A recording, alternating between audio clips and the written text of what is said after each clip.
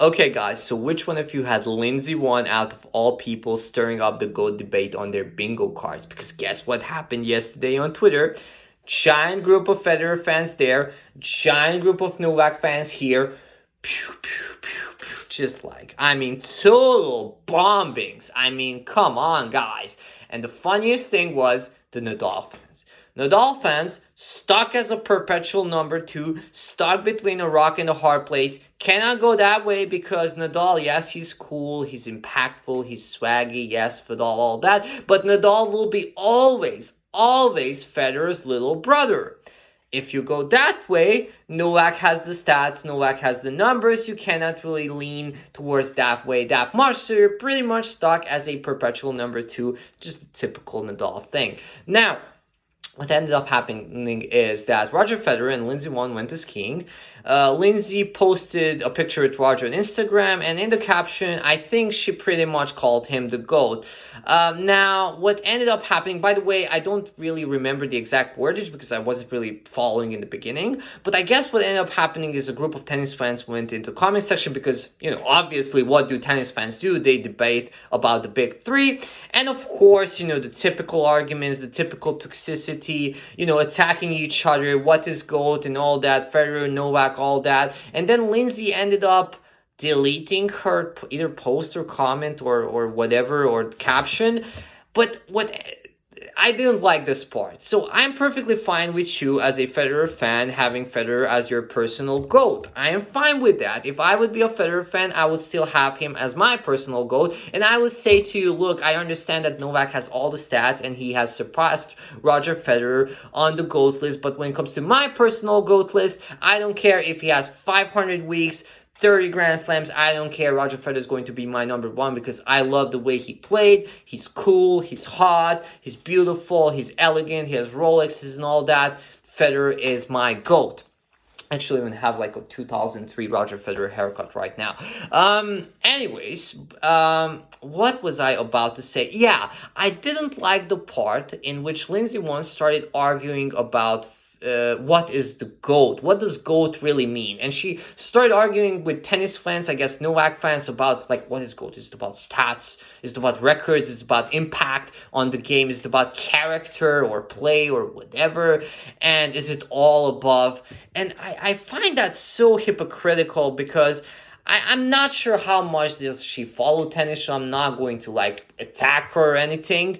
But when it comes to other Federer fans who, constantly argue for Federer, that Federer is the GOAT, I do not like that because the bar was stats. Stats was the only thing that really mattered.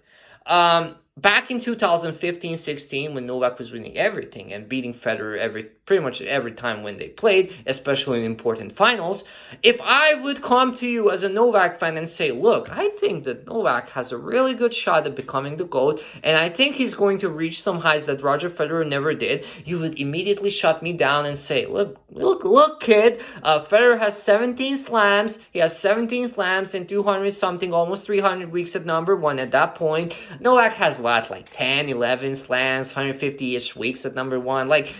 Step aside. You have plenty of go. You have plenty to go still. So you would say that. And I think every Novak fan took it on the chin and, okay, we are going by the stats. It's perfectly fine. Other sports go by the stats, like other individual sports. And this is also an interesting thing. Team sports versus individual sports. I'll do a little segue about this right here, right now. It's really interesting how some team sports argue about their GOATs in an individual way. Like we're talking about football, we go Messi versus Ronaldo, and we talk about who has won more titles in a team sport, 11 guys on the pitch. We talk about Jordan, LeBron, we talk about rings, like Jordan has 6, LeBron has 4, therefore Jordan must be better in a team sport. We talk about NFL, Brady versus anybody. Right now, excuse me for stuttering, right now it's going to be Brady versus Mahomes, and you're going to be like, well, Brady's better because he has 7 rings. It's really weird that you argue that way about team sports, but when it comes to individual sports, we are going to argue about weak eras, small margins, what does GOAT really mean, old Federer versus young Novak, like all of these things, like completely ignoring the stats, like individual sports are all about numbers, and then you completely ignore that and say a bunch of horseshit that you weren't saying 5 years ago when Federer had all the stats. So this is why I don't like this. What does GOAT really mean?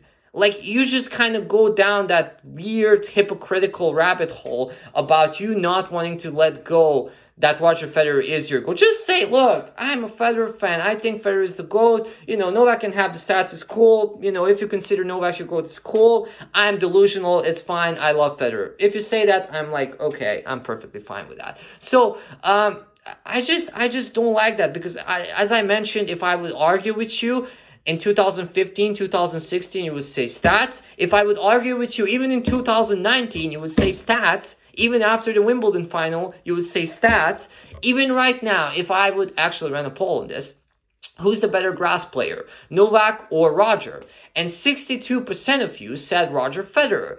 And obviously you said it because Roger has more Wimbledons, right? And in theory, yes, maybe his game is suited a bit more for grass. But it's a competition, right? It's not about who's the best at, just kind of hitting the ball, whatever. It's about who's the best at winning.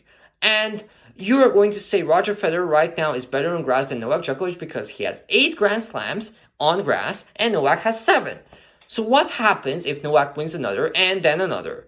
You're going to say that, well, he has won, Federer has won 5 straight, and, he was like playing against peak Nadal and all of these like weird arguments. Like, you bring up old Federer versus young Novak, like Federer was this fossil, completely ignoring the fact that Novak is playing, well, pretty much everybody that he's playing right now is at least 10 years younger than him. Everybody right now is entering the peak, like Zverev, Medvedev, Sinner is really good now, Alcaraz is great, and it's just like, well, old Federer versus young Novak, 6 years, their age gap is 6 years. And it's funny how when you argue Nadal Federer, you do not bring up the age gap. I don't even want to get into that. So, I